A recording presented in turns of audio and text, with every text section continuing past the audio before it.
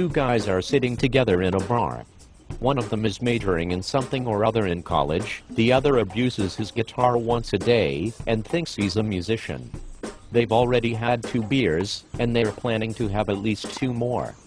The college guy just happens to be depressed because he's in love with his roommate, and the roommate has a hairy-necked boyfriend who sleeps over at their apartment every night, and in the morning, when they accidentally bump into each other in the kitchen, he makes you have my sympathy faces at the college guy, and that only depresses him more.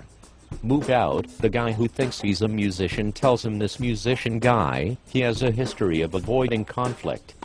All of a sudden, in the middle of the conversation, some drunk with a ponytail they've never seen before comes in and asks the college student if he'd bet 100 shekels that he can put his friend, the musician, into a bottle. The college guy says yes right away, because, really, the bet sounds pretty dumb, and in a second, the ponytail puts the musician into an empty Carlsberg bottle.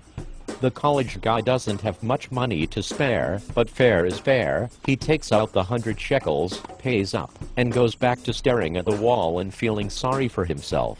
Tell him, his friend shouts from the bottle. Come on, quick, before he goes. Tell him what? The college guy asks. To get me out of the bottle now, come on, but by the time the college guy gets the message, the ponytail has split. So he pays, takes his best friend in the bottle, hails a cab, and together, they go looking for the ponytail. One thing's for sure, that ponytail didn't look like someone who got drunk by mistake, he's a pro.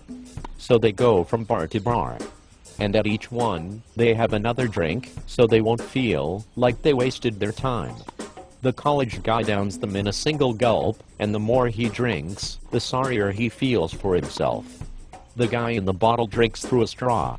It's not as if he has too many options. At 5 in the morning, when they find the ponytail in a bar near the beach, they were both wasted. The ponytail is wasted too, and he feels really bad about the bottle thing.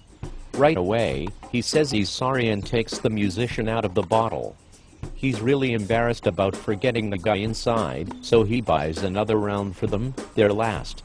They talk a little, and the ponytail tells them that he learned the bottle trick from a Finnish guy he met in Thailand. It turns out that in Finland, the trick is considered kid stuff. And ever since, every time the ponytail goes out drinking and is stuck without cash, he gets hold of some by betting. And the ponytail even teaches them how to do the trick. That's how bad he feels. The truth? Once you catch on, you're amazed how easy it is. By the time the college guy gets home, the sun is almost up. And before he can even try to get his key in the lock, the door opens, and there's Hairy Neck, standing in front of him, all showered and shaved. Before Hairy Neck starts to go down the stairs, he manages to toss his girlfriend's drunk roommate an "I know you went out to get crocked" only because of her look. And the college guy crawls quietly to his room, managing to get a peek at his roommate Sibin, that's her name, sleeping under the covers in her room with her mouth half open, like a baby. She has this special kind of beauty now, serene. The kind of beauty people have only when they are sleeping, but not all of them. And for a minute, he feels like taking her, just the way she is, putting her in a bottle, and keeping her next to his bed, like those bottles of multicolored sand people used to bring back from the beach. Like the small night lights you keep on for kids who are afraid to sleep alone in the dark. This has been Bottle, by Etgar Keret.